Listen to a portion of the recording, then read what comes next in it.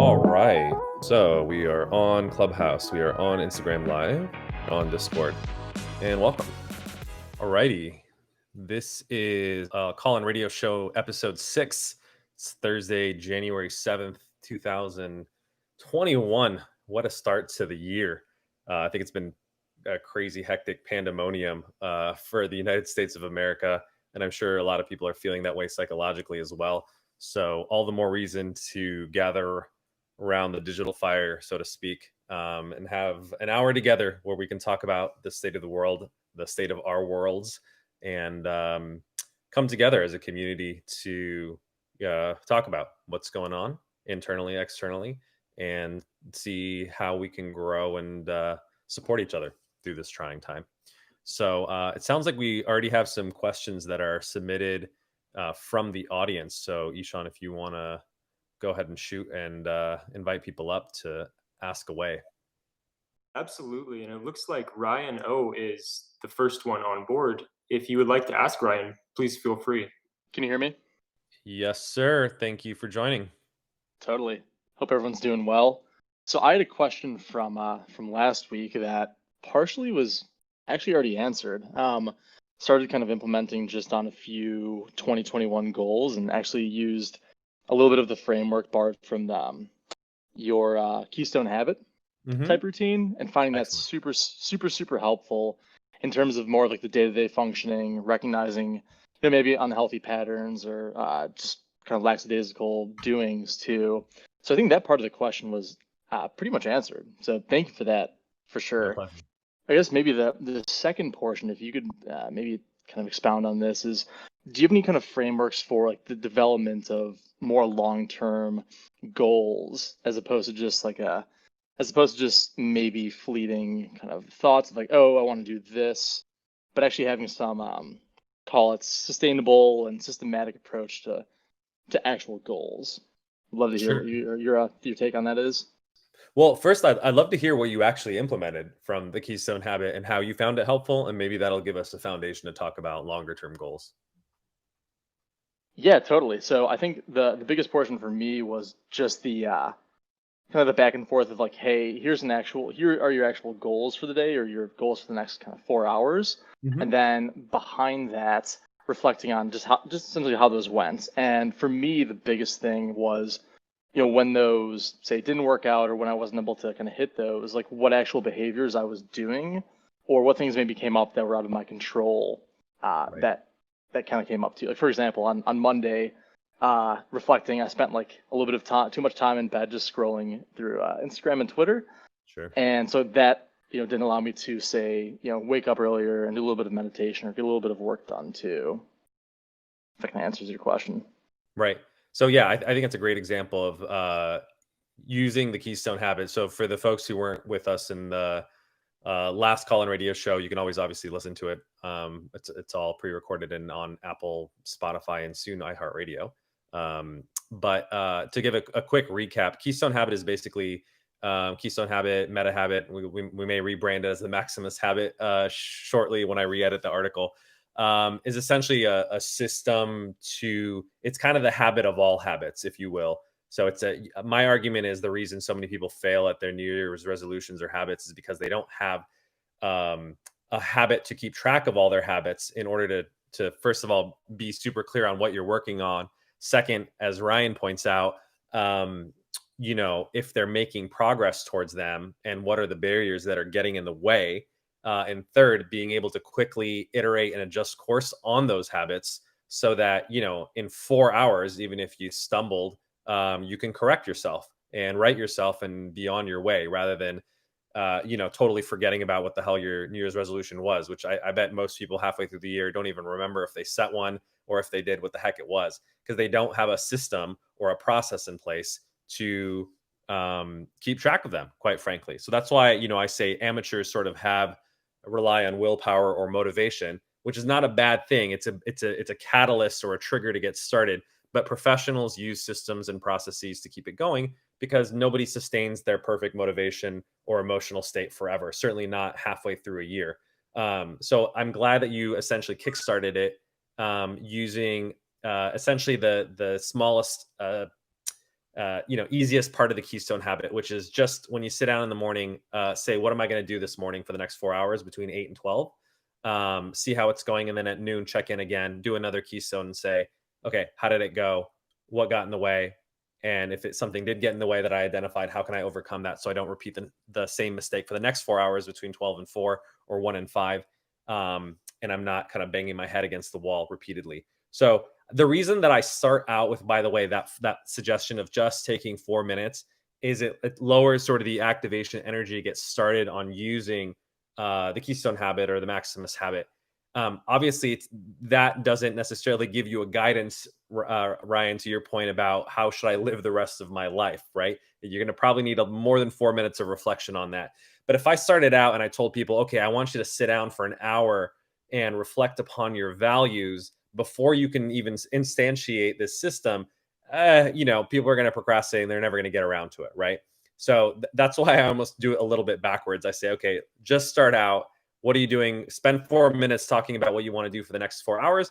And then as you've kind of developed this habit, right, you're doing this every single morning at the very least, ideally, maybe even 2 or 3 times a day, because basically it helps you organize, how am I going to spend my morning? How am I going to spend my afternoon? And how am I going to spend my evening, right? So that's the reason of doing it 3 times a day. You're just breaking it up into the natural chunks that we call morning, afternoon, and evening. Once you've kind of built that habit, which is a really easy habit to build, you're talking a couple minutes, once a day or multiple times a day, then you can start doing the longer term work of thinking about like longer term goals. And this is where I think it's useful to differentiate between sort of goals and values, which is a thing that we talk about a lot in ACT or acceptance and commitment therapy, which is a framework that I use to inform a lot of these interventions. So I might have mentioned this in one of our previous radio shows, but it's worth repeating because it's such a valuable insight, in my opinion. Is that I actually think it's a huge mistake to be overly goal oriented, and it doesn't mean you shouldn't have goals. You absolutely should, but it shouldn't be the primary um, thing that sort of directs you in life. Um, ACT actually prefers helping people sort of set their sights on what are called values. And I'll give you a fun example of that. A goal would be to get my girlfriend flowers for Valentine's Day. That's coming up on February 14th, right? I basically check, did I do it? Did I deliver the flowers or did I not? It's achievable or it's not achievable. But it's not a value, meaning that what's the underlying value? What's the underlying reason that I would do that? It's because maybe for me, it's I want to be a loving boyfriend or partner to her, right? And that's not done the moment I deliver flowers. I'm like, check the box. I'm a great boyfriend. I'm set for the rest of my life, obviously. But as part of that value, I may express that in many ways. It could be delivering flowers. It could be just cooking her a nice dinner. There's many, many ways of achieving that or expressing that value that could involve, financial means, giving your time, giving your energy, etc. And that's the nice thing about values is that they're inherently flexible. Let's say you were super broke and you couldn't afford flowers on Valentine's Day, or you were so busy that you didn't order them in advance and all the 1-800-Flowers websites, are booked for 3 days. And then you'd feel like a failure, right? Because you didn't hit that very specific goal. The nice thing though about value is it's like, okay, well, that's one way of expressing that value. What are other ways of making sure that your girlfriend or partner feels loved, on that day or any other day for that matter, right? And so if you focus a little bit more on the value, then you can come up with a lot of different flexible goals. So basically the long answer to your question about long-term goals is I actually very much encourage, if and when you find the time and you're thinking a little bit more long term, is to actually do a little bit of values clarification, values exploration. And I can actually share some worksheets if you're interested.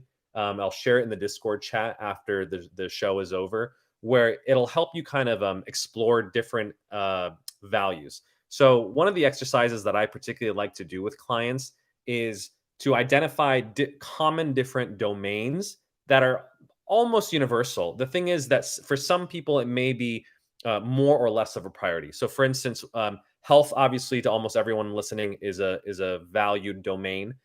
Family is a valued domain. Like a romantic relationship is a valued domain. Work or career is a valued domain. And there's some that may be more or less. So spirituality or religion, it could apply, could not apply to you. Community could apply, could not apply to you, and things of that nature. But essentially, there's probably, I would say, a half dozen to a dozen value domains that almost universally apply to everyone. So what you do in those with those domains is you identify what is your particular value, right? So maybe in the domain of health, it may be I want to engage in self care so that I have the energy to live my life as I want. That would be an example of a value that's expressed for me, right? And then underneath that value, it's like, okay, well, how do I make sure I have enough energy to do the things that I want to do? All right, now let me come up with some health behavior goals. Sleep 7 to 9 hours a night. Do strength training 3 to 5 times a week. Walk 7,500 steps a day. Those are the concrete SMART goals that come underneath that value.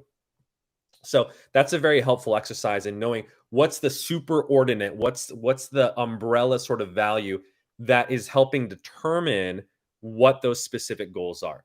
So you go through those half dozen to a dozen values and you identify, what's almost like a statement that embodies who you want to be in the world, right? So for instance, in the relationship domain, it should be something that almost when you say it, it makes your skin tingle is the way that I describe it. Because when I'm doing this with clients, right, in the context of psychotherapy or coaching, I can almost tell if it's a genuine value when I feel touched when I hear it, right? If someone is like, man, I've been a compulsive workaholic most of my life, but really when I think about it, I really do want to have a meaningful and loving relationship with a woman, and they say it and I can feel the emotion behind it and it even resonates with me. It may not be my value, but I can just tell that it's emotionally salient for the other person. Then I know we've hit a real value, right?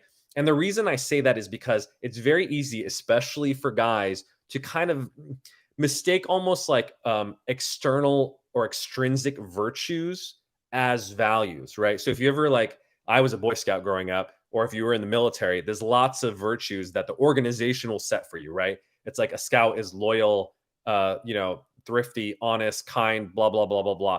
And then they almost become have tos or shoulds or musts because someone else said this is the way that you should be. And it's not that the virtues are bad. I would say most of them, if you whether it comes from the Boy Scout military or even religion, generally positive, universal things that have lasted the test of time and are quite lindy. But the question is it authentic to you? Right? That's the thing. So if someone says, I need to be honest because I was told I would be honest and I'm a bad person if I'm dishonest, right? I don't get the emotional resonance. In fact, it becomes the reason that they do that value is not out of an intrinsic motivation. It's because they would feel guilty or shamed if they didn't, right? So I think values should really be intrinsic, meaning that you would do that value even if no one else was looking, right? Even if you didn't have a scoutmaster or a lieutenant or your boss looking over your shoulder, you'd still want to do it because it makes you feel good inside. It makes you feel like you have a sense of integrity for expressing that value. And it just resonates with this is who I am. This is how I want to be in the world. It's just the right thing to do, right? That's when you know you've hit upon your values. So that's kind of step one in sort of values exploration and clarification is write an emotionally resonant almost statement. It could be a sentence. It should fit into a tweet. That's a good guideline. Like 280 characters or less is a good rule of thumb. And then you can come up with goals underneath it. The second step I would say is actually this is a really useful exercise for people. Is the nice thing about values is you can express a value literally in any moment at any time, right? You may not be with your partner, right, in terms of being a loving partner, but you can express that value by being in congruence. Obviously, not doing anything that would be not being a loving partner. Obviously, not straying or doing other sort of things that would be unhealthy to your relationship. But the thing is, in any given moment, you may need to prioritize your values. So if you identify health, community, family, romantic relationships, all the domains that I specified, it's actually a useful exercise to what I do is I actually have clients rate it on a scale of 0 to 10. How important is this to you, right? So like for instance, someone might say health is really important, 9 or 10. given where I'm at.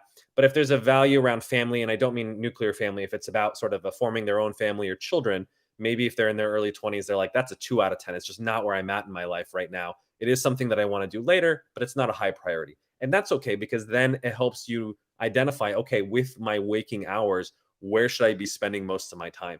So if you rate on a 0 to 10 scale, how important is that value?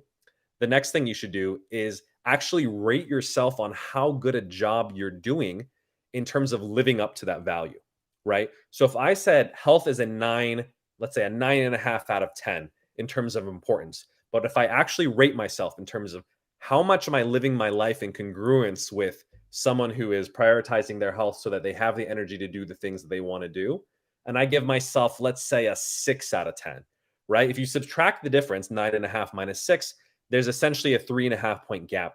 And that 3.5 point gap, I would argue, is the cognitive dissonance that people experience. I say it's important for me to be healthy, but I'm not living a healthy life. And that cognitive dissonance is essentially what causes a lot of psychological suffering, right? And in fact, this is one of the sort of the hallmarks of ACT is by doing this exercise, you're identifying the things that are causing the cognitive dissonance that in a lot of ways are making you feel unfulfilled, right? And so the work of therapy or coaching or personal development, I would argue, is to bridge those gaps. So if you say health is a 9.5 out of 10, then you should be living as such so that there is no cognitive dissonance between the words that you speak and the actions that you practice. And so the work really becomes, how do I get that 6 to a 7 to an 8 to a 9 to a 9.5 so that there is no gap, there is no suffering that comes from you not being true to yourself or you not being true to actually living out your values. So that's a really, really helpful exercise, is to identify,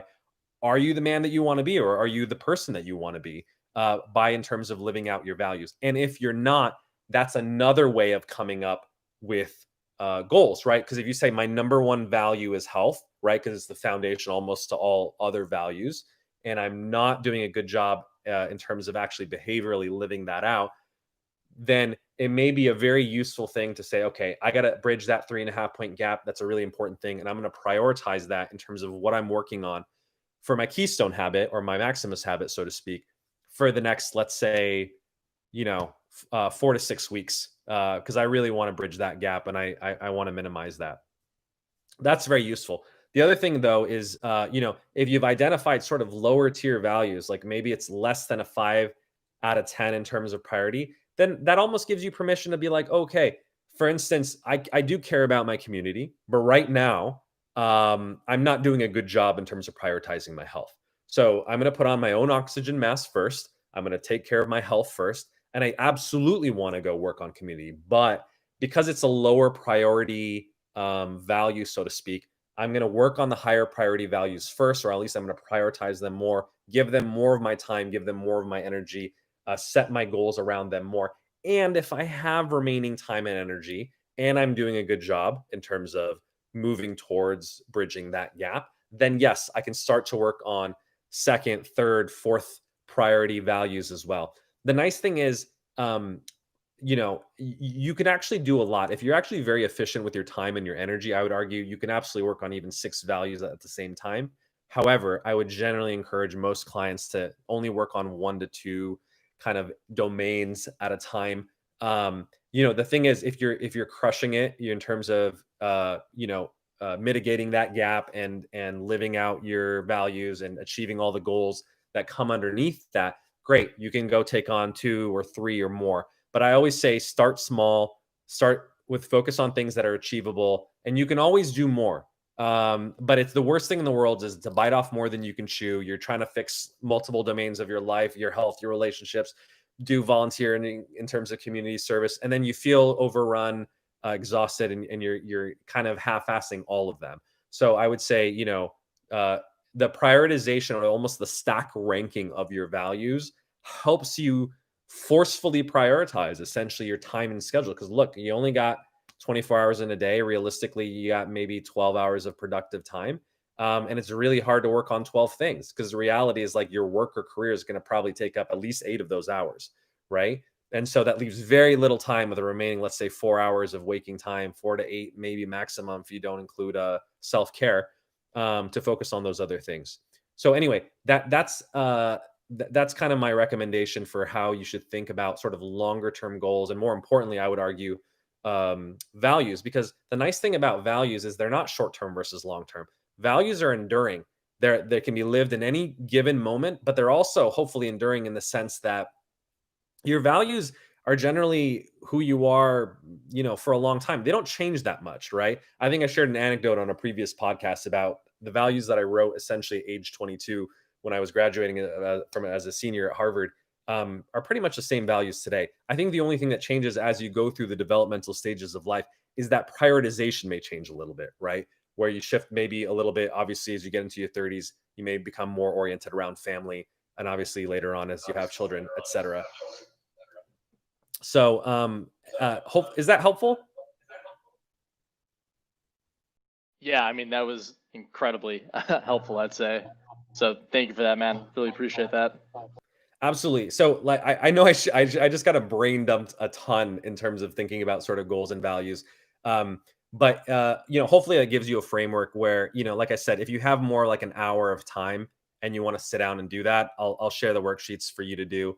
And by the way, we can always do that as a group and as a community. We have squads here on the Discord community. And so if you want to like share kind of your values, kind of iterate them or talk through them with people and get feedback, we're happy to do that sort of with you. Or let's say you've identified your values and you're like, okay, here are my top 5 values. Here are their prioritization.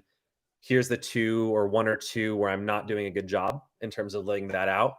The community can help you set some goals underneath that and be like, all right, well, how can we help you kind of bridge that gap, or at least how can we hold you accountable to bridging that gap? One final note that I would share, the nice thing about obviously the Keystone habit or the Maximus habit is those longer summary keystones, right? The ones that you do at the end of every day, the end of every week, the end of every month, quarter, year, and every 4 years.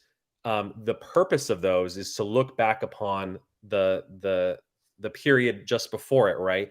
And those are great times to do those kinds of longer reflections on values, right? Where you may, let's say at the end of, we've kickstarted 2021, the end of the quarter is going to be March 31st. It may be a useful exercise to take a day, on a weekend and just like reflect, like, how is it going, a quarter of the way through this year? I know it's a rough go for society, but how am I doing in terms of, the expression of my values? And that those are the great periods of time, I would say, to do those kind of that deeper value oriented reflection work. Because obviously in the middle of the day, you're not going to be spending an hour reflecting on your value. You got work to do. You got, mouths to feed, your own mouth to feed. So it's really during those sort of special times that you take to do that sort of summary or reflection. Those are the best times that I would recommend doing it. It's essentially built into the system. Totally. Yeah, and again, thank you so much, man. Really, really appreciate the in-depth insight and actionable kind of guides there. So, and yeah, if you could post that worksheet or a link to it, that'd be awesome as well. Will do. Awesome. Thank you. What a Awesome. great question. Thanks, Cam. All right, Ishan, cue them up. So the next question, Cam, is it's one that was left over, but it was from Ratish, and he asked, how does sleep efficiency relate to metrics from trackers like Fitbit? It's a good question. I don't use Fitbit, so I don't know what particular metrics Fitbit uses in particular. I'm literally wearing 2 sleep trackers right now, so I can tell you what sleep trackers generally measure. If people are curious, this is an Amazon Halo. This is a BioStrap. I always like to test sort of new technology. The challenge is basically every band, whether it's these 2, Fitbit, Jawbone, or Whoop, I think, and Aura, I would say, are the most popular ones probably on the market right now. They all have their own metrics, and some of them are in fact proprietary. So an example is a lot of the companies, in order to simplify these metrics, essentially give you a sleep score, like 1 to 100. How well did you sleep last night? Which is kind of like an amalgamation of the sleep quantity. How long did you sleep? Did it fall into that 7 to 9 hour range? Your sleep quality in terms of did you not wake up many times throughout the night? where they're, if you did wake up, were they just kind of brief periods, or were there long stretches of like, more than a few seconds in which you were up and you probably didn't even notice, or you were up for like half an hour? And obviously that's not great sleep quality if you're waking up in the middle of the night and not able to go back to sleep. Um, and then some of them that have more advanced metrics, they're looking at, do you have a low heart rate? Do you have a high heart rate variability? Do you have a high oxygen saturation? And a low respiratory rate in terms of the number of times that you're breathing. That's essentially what like things like BioStrap measure. So they take all of those metrics, and in order to kind of give you a TLDR summary, they kind of mush it into all one score on a 0 to 100 scale. The problem is they're all different, right? What Amazon score gives me is different than BioStrap score. So the interpretability of that is varies. So I don't think honestly it matters that much. Here's a more useful rule of thumb that I think is helpful: is no matter what device that you use, because they each have their sort of own proprietary sleep metric, the main thing that you're looking for is slope. Is it improving over time? And that's how you know you're heading in the right direction, right? Like, what I actually generally recommend when people get these sleep trackers is, without changing anything, just sleep how you normally sleep for the first week, and that becomes your baseline, right? And then you can go nuts, go buy a 8 sleep mattress to have a cool mattress, and then see if that actually improves your sleep quality, right? If that score goes from a 50 to an 80, and it does so consistently because it's been 50 the whole first week when you didn't have a cool mattress, and then all of a sudden it's been an 80 the moment that you switch that mattress, and it's been stable at 80 forever, it gives you some good evidence. Although if you really want it to be scientific, what I would suggest is doing what's called an ABA test. So these are what are called single arm or case controlled studies. So what you would really do is you'd sleep normally for a week. Second week, you'd either use an 8 sleep or cooling mattress. And then the third week, you'd actually turn it off and go back to the way that you were sleeping. Now, if you started to see a 50 in terms of your sleep quality, an 80, and then it goes right back down to 50, then you really more definitively know that it's really the mattress that's improving your sleep, and it's not just a placebo. The problem is when you do an A/B test, not an ABA test, is you may get really excited about, oh my God, this mattress is going to change my sleep and change my life. And belief becomes self-fulfilling prophecy. So you may be sleeping better, but it may be due to placebo, not because of a $2,000 mattress. But if you do this ABA test, and sometimes they even do what's called an ABAB test. So sleep normally, use a fancy mattress, sleep normally, and then obviously if it's working, you use the fancy mattress again, and you should see 50, 80, 50, 80, that nice clean pattern that you'd expect from a treatment or intervention working really well. So that's the main thing that I would recommend, is just make sure that the number, whatever the number is that's proprietary, is changing over time. If you don't have a sleep tracker, like I said, don't worry about it. I don't think these are actually necessary for most people. I really think it's like for optimization, I would say. It's a nice to have, not a need to have. You can absolutely just calculate sleep efficiency using honestly a pencil, paper, and a calculator, which is what percentage of the time that you're in bed are you actually asleep. So what you're doing is literally just like make a note of what time it is when you turn off the lights, and then you might have to estimate this part if you don't have a sleep tracker, but you can kind of generally tell how long it takes you to fall asleep, right? Is it generally within 5 to 15 minutes? That's obviously great. If you're up for more than, I would say, 15, 20 minutes, you're pretty aware of it because you're not just sitting there and like fading off into sleep. You're sitting there thinking for a long period of time. I would say it's usually more than half an hour. You can tell that it's taking you a long time. Most people have a vague notion of how long it takes them to fall asleep. So do to kind of keep note of that. And then when you wake up in the morning, notice how long you're lingering in bed. You're up, but the time that it takes you to get out of bed, physically get out of bed, right? So if it takes you, let's say, 30 minutes to fall asleep and another 30 minutes to get out of bed in the morning, basically you spent 1 hour awake in bed. So even though you're in bed for 9 hours, you were actually asleep for 8 of those 9 hours. So 8 divided by 9 is your sleep efficiency. So if you literally just do that math, that would give you a sleep efficiency of 88.9%, which is actually pretty good, I would say. Most people should aim for a sleep efficiency. Optimally, I would say it should be above 90%. 80, 85 is not bad. but yeah, you should probably aim higher than that. So I would say pick a statistic or pick a metric, I should say, whether it's literally as simple as the sleep efficiency calculation that I just demonstrated, or it could be a more advanced one if you're using a fancy tracker. But the more important thing is see if it's changing over time and use almost like a proper experimental methodology if you're testing a new intervention, right? Whether it's a fancy mattress, you're testing the effects of 200 to 400 milligrams of magnesium and seeing, does this actually improve my sleep quality, or am I just like, pissing out useless vitamins? I think it's useful if you're going to, keep doing something or spend a lot of money. I would say on sort of any sleep hacks, you'd want to know whether they're working or not. So I encourage people to, even if you're not a scientist, you can be scientific in terms of how you test these things, and then you can throw away the stuff that doesn't work and you keep the rest. And that's the nice thing too, is as opposed to swallowing a million pills or having all kinds of crazy gadgets, you just keep the ones that work and keep it simple. Yeah, that's great. Thank you. And just before we move on, is there anyone else that would like to chime in before we continue with the list? And for the folks on the Discord, you have to unmute yourself if you want to raise your hand and speak up. We did have an email submission regarding the phenomena of Zoom fatigue. And I feel like this is something that's been, we're in the midst of a global pandemic. It's been a long time people have been working from home. Do you have any advice to kind of combat this feeling of work and personal life merging into one singular thing where it's hard to find any sort of separation?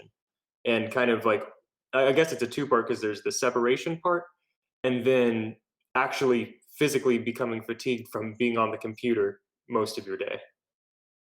Yeah, I think it's important to, scientists are usually pretty stringent about the semantics and definitions that we use. And it's not because we're a bunch of uptight academics, but because we want to at least make sure that we're talking about the same thing, right? So Zoom fatigue is obviously just kind of like a made up term. I don't think it's ever been published on, or at least not yet. Maybe there's some papers that are going to come out after the pandemic because people are complaining about it. Although kudos to Zoom for being the company that's associated with it, and not Google Hangouts or Skype or whatever else. It's kind of nice if you're the eponymous, basically company that's associated with any product, like rollerblades are for inline skates, or Kleenexes for tissue paper, or Band-Aids are for adhesive bandages. So buy some Zoom stock. But other than that, I think actually people are a little they're mixing different issues together when they talk about Zoom fatigue. So what I think is Zoom fatigue is actually there's two different issues that are going on that are almost like negatively synergistic, and are making people particularly tired and burnt out. So the first issue, I actually think it's not Zoom or any sort of video conferencing software that's actually fatiguing. It's literally the sedentariness and the lack of breaks. Because if you think about going into a traditional office setting, as much of the downsides of a commute are, is even if you're literally taking public transportation or a car to work, it still requires a degree of walking. You got to at least walk from your Uber to the office. And so you are getting some physical activity in, and obviously if you're walking or biking to work, it's even better. So that's been a huge cut in a lot of people, in terms of the amount of walking and physical activity to and from work has been cut, and even within work, right? So even if you work in a large office, I used to work in a large office, and in many different large offices, there's a natural, even if you're not necessarily trying rhythm to going through the day, because you have to go find the different conference room in order to go to that meeting. So you're naturally walking to and from conference rooms in order to come from this meeting to that meeting. You're walking to the cafeteria to sit down and have lunch. You may be walking to the restroom or to get a drink of water. And so there's actually a lot of getting up, sitting down, moving around, even in an office setting, that you'd expect to be relatively sedentary. But most people, unless you're living in a giant mansion, which doesn't apply for most of us, including myself, who's living in a 400 square foot box right now, um, there's literally not a lot of space to move, nor is there a lot of reason to move, because all the meetings are just back to back to back on Zoom. So I think a lot of what people are experiencing is literally the sedentariness and the metabolic slowdown that comes from having a disruption of our normal rhythm of moving around, an extended world, a large space, and being confined to a literal box, right? So I almost think you're seeing phenomenon that we've only seen generally in people who are, quite frankly, imprisoned or in solitary confinement, in terms of that uh, you know, uh, few set physical activity that we're seeing. So obviously, the antidote to that is to get up and move as much as possible. I actually used to do this when I worked in an office, but I think it's all the more important now that we're living these sort of Zoom based lives. Is I really, and you've heard me say it before, but it's worth saying again. Really try to schedule walking breaks in between meetings, even if you have back to back meetings. I know there's a little bit of a social or cultural change that needs to happen, but I book 25-minute meetings instead of 30-minute meetings, so I can have a 5-minute break between the smaller ones. And then same thing, book 50-minute meetings instead of hour-long ones, so I can have a 10-minute walking break.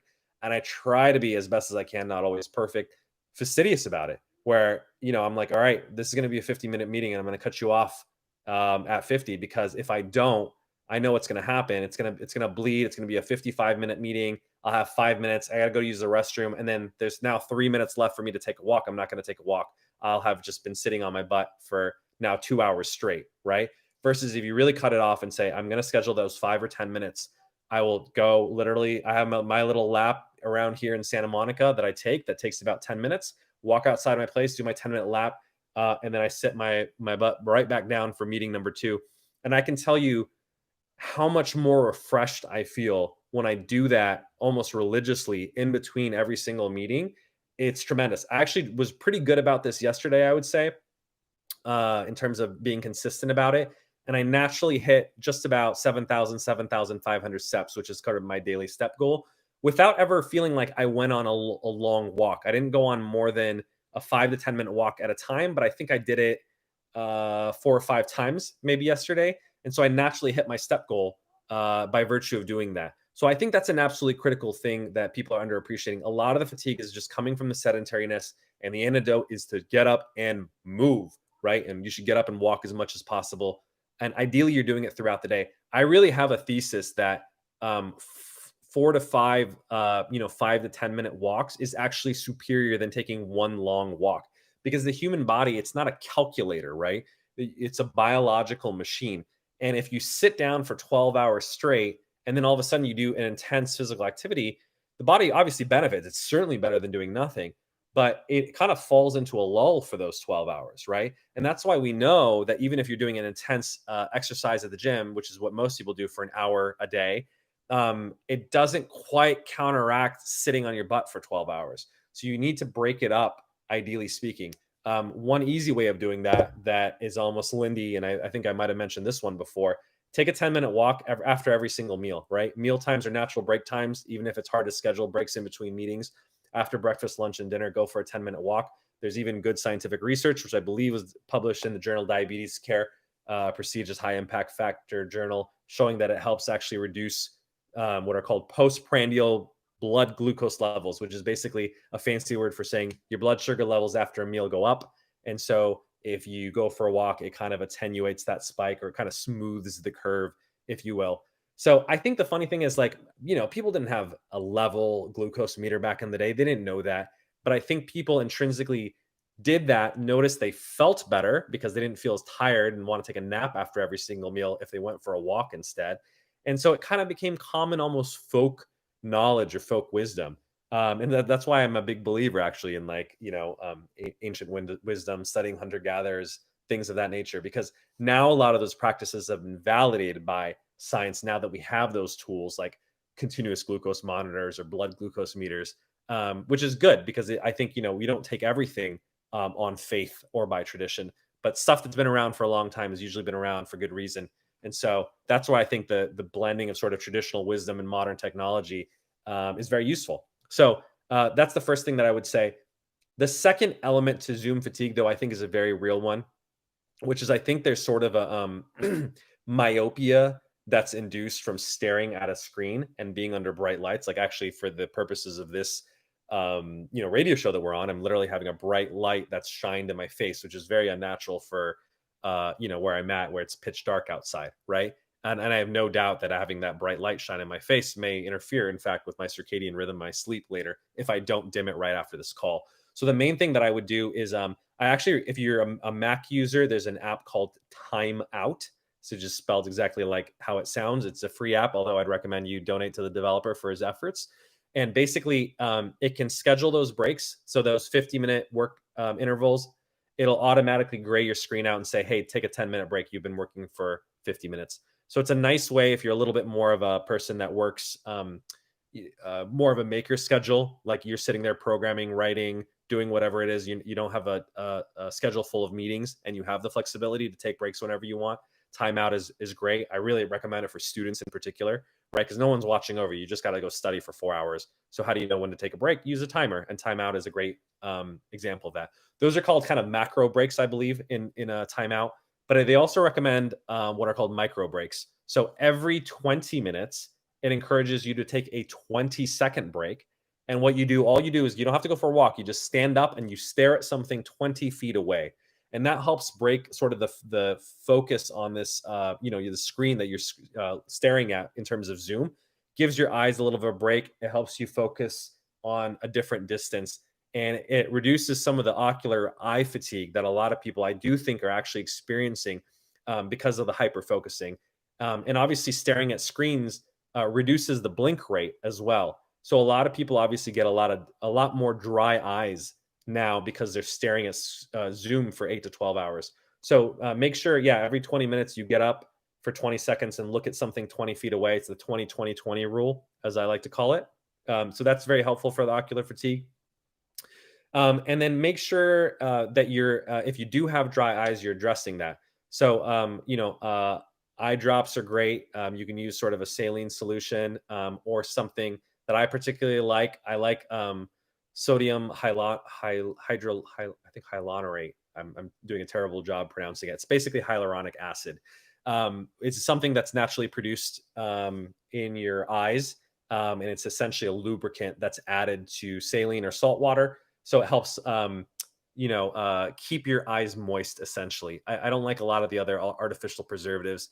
You can Google it. It's not a medical recommendation, medical advice, but obviously talk to your PCP or your ophthalmologist about it. But I like it because it's kind of bioidentical to the similar things that's in your tears. So I just keep a bottle of, eye drops around, and, whenever I have a break, trickle some into my eyes, and that helps the dry eye phenomenon. And then the third thing that I would recommend is, especially because it's winter time right now, a lot of people are obviously using heated apartments or homes in order to obviously not freeze your butt to death. The downside, of course, of doing that is it destroys the humidity in your environment, which obviously causes dry eyes and even respiratory issues. So it can be incredibly helpful to buy a humidifier and humidify your environment, because that helps a little bit with the eye fatigue that you experience as part of Zoom fatigue. The only caveat that I would add to that, though, is there is some interesting anecdotal associational evidence that humidifiers may cause their own respiratory issues, especially they notice, for instance, homes that have humidifiers have higher rates of asthma amongst children. And the reason for that is water naturally has minerals in it. It's actually good for you in terms of ingesting those minerals, because you're getting your magnesium and other things in trace amounts. The thing is, you don't want to be breathing minerals.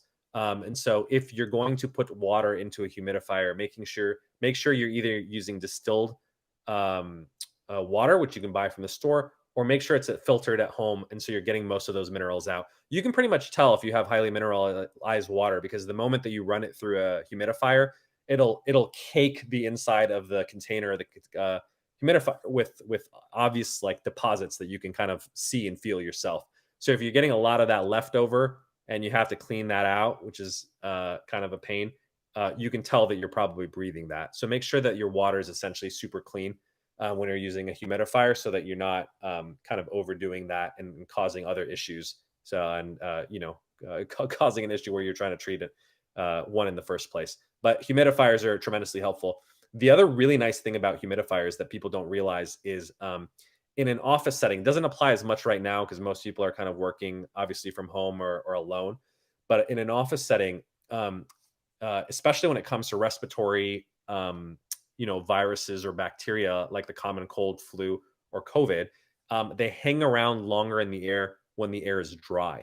So that's actually one of the interesting theories for why people get sick in the winter. It's not because it's necessarily cold, it's because it's cold. We use heat to heat up our rooms and our buildings. That makes the air dry.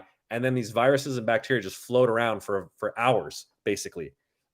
Whereas in a humid environment, literally these bacteria and viruses literally cling to the humidity in the air and they drop out of the air. So essentially, if you humidify your environment, it shouldn't be like a swamp and you're causing mold in your environment. But let's say you're at like 50% humidity or something reasonable that resembles your natural climate, the outside climate, I should say. Um, it will reduce the likelihood of, if there's people sort of working around you, of passing on those sort of respiratory bacteria or viruses or illnesses. So anyway, those are my tips for reducing Zoom fatigue. Take as many breaks as possible, interspersed throughout the day. Ideally, they should be walking breaks where you go out, and as they talked about in a previous podcast, you can do like an open awareness meditation or something, and then take the little micro breaks where you reduce the ocular fatigue, where you get up for every 20 minutes or 20 seconds, and stare at something 20 feet away, and either use eye drops or make sure that your environment is properly humidified so that you don't get dry eyes, which is another reason that I think people get so tired. One final tip, by the way, is this is a little bit of a cultural norm. Is there's been a kind of I've noticed an increasing movement in the tech community to not do video meetings. Actually, so if it's obviously you're meeting someone for the first time and you want to build that sort of bond and emotional rapport, I do think you should do a video meeting. But if it's like a regular occurrence with people that it's okay to turn the video off. And the nice thing about doing that is obviously it reduces the ocular fatigue because you don't have to stare at the thing. You could be ambulating about in your kitchen and chopping up some fruit while listening to and participating in this meeting, or you could literally go outside and take the meeting. I actually have a CEO client who does audio-based meetings for most of his meetings with his one-on-ones, and literally as a result of that, walks for hours a day, and he really loves it because I think he's going a little stir crazy like all of us are during COVID, and that gives him a sufficient break. That's amazing. Thank you, Cam. Absolutely.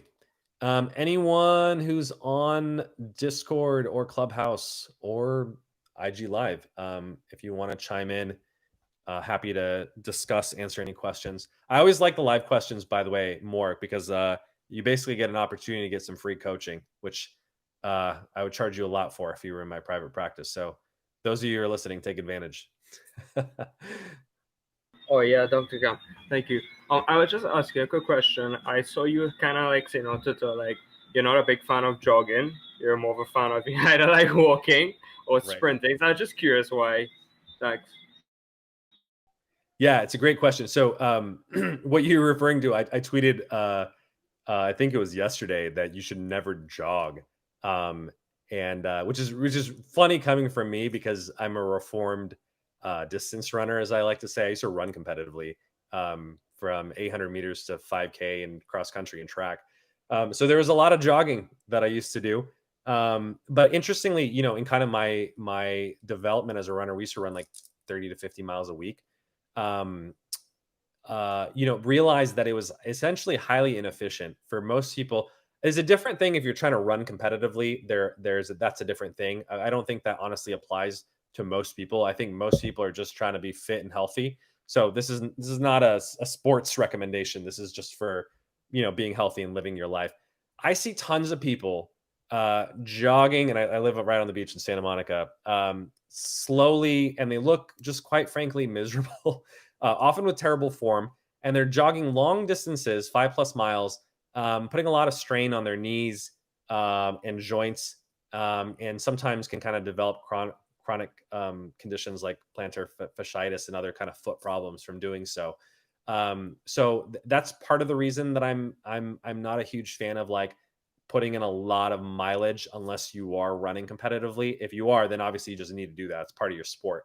But for most people, like it's essentially like a moderate intensity exercise that induces a lot of wear and tear. And so I think its bang for your buck is quite frankly poor.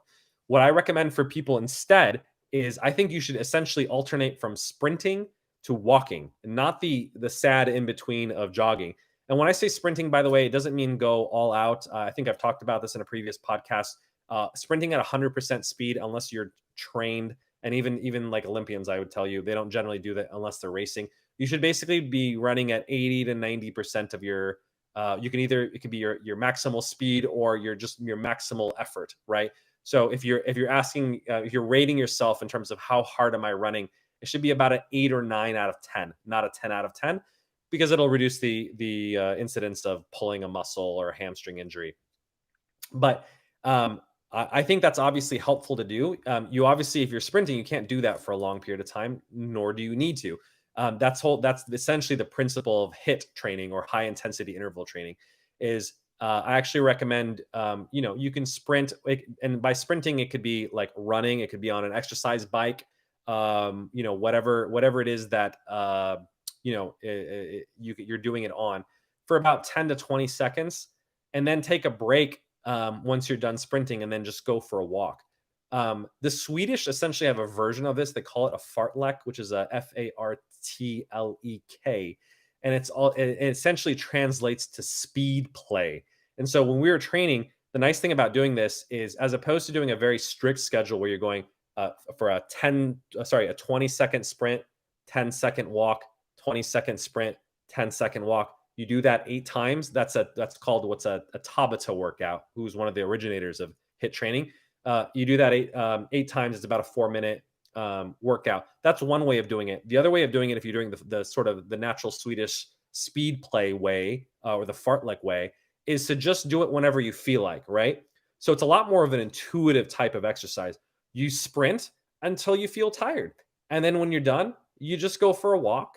And then you're kind of huffing and puffing and you're tired and you don't feel like sprinting, and you just wait long enough. It could be much more than 10 seconds until you feel up for it. And then you sprint again. So it's a lot more based on how your body feels, what your fitness level is, and quite frankly, how you feel that day, right? So on a good day, you only need 10 seconds of rest. On a bad day, you need 30 seconds of rest. And maybe that even changes throughout the workout. At the beginning, it may take 10 seconds. By the end of it, may need longer rest. So you kind of intuitively listen to your body.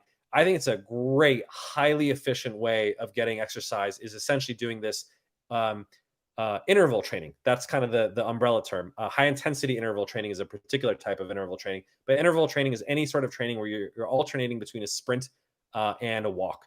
And I think it's, and the research essentially backs this up. I did an experiment many years ago where I basically showed that by running 5 hours a week doing this high intensity interval training, I could run a mile as fast as when I was running 30 to 50 miles a week, which is way more efficient, obviously, in terms of your time and your energy, than doing it that way. So, sprint or walk, don't jog. Now, the exception, there's always an exception to the rule, is if you're doing a warm up or a cool down. I actually argue that jogging should only be done during a warm up or a cool down. So you don't jump in and you don't do a 4-minute Tabata workout where you're sprinting even at 80 to 90% just by walking out your door. What I would generally do is jog about a mile, depending on what your pace is. For me, a mile, I jog in about 8 to 10 minutes. And then now that your body's nice and warmed up, your muscles are loose and limber, then you can start doing whether it's a 4-minute Tabata kind of 20 on 10 second off kind of workout, or sort of a natural speedish speed play kind of workout, a fartlek workout. May take 10 minutes of kind of back and forth and just listening to your body, alternating between sprinting and walking. And then at the end of it, you don't want to just like sprint and then, sit down on your couch. Your body is sort of unprepared. You may want to just jog for, I would say, 5 minutes. General nice rule of thumb is the amount of your cool down is usually about half of the amount of your warm up. So if you do a 10-minute warm up, 5-minute cool down is usually sufficient. So it's actually a pretty efficient workout. If you think about it, you literally add up and do all the math. 10-minute warm up, 4 minutes of sprints, 5 minutes cool down. We used to do our workouts in 19 minutes, literally from warm up to cool down. And so ironically, when I say don't jog, we actually did spend a decent amount jogging. 15 of those 19 minutes was spent jogging, but I don't consider those the workouts. That's just the warm up and the cool down. The real workout is that 4 minutes of the Tabata in which you're doing the sprinting and the walking. Okay, thanks a lot, Dr. Khan. Appreciate it. Absolutely. So we have about 4 minutes left of the show, Cam. There are quite a few questions still on the list. I know there's been a lot of talk about we're now doing squads, and people are seeing the squad on Discord as opposed to the individual accountability groups. I was just wondering if you could share quickly what is the benefit of squad accountability. Yeah, it's a great question. Thank you for bringing that up. So, a lot of great questions today and on the previous podcasts. And, the thing that I like to emphasize as a behaviorist is um, these are all important questions. Like, but here's the reality of them. I would prefer someone jog for 30 minutes a day rather than do nothing. Um, because something is always better than nothing. Now, if you want to be smart about it, yes, I would prefer someone do 20 minutes of an interval training rather than a 30-minute jog or a 60-minute jog because it's probably more optimal, reduces the risk of injury, and you're going to get more benefit physiologically as well. But we're talking about going from good to great, right? Or sufficient to optimal. The most important thing, the best exercise, the best nutrition, the best diet is basically the one that you're willing to do and stick to long term. And so that's where accountability groups come in.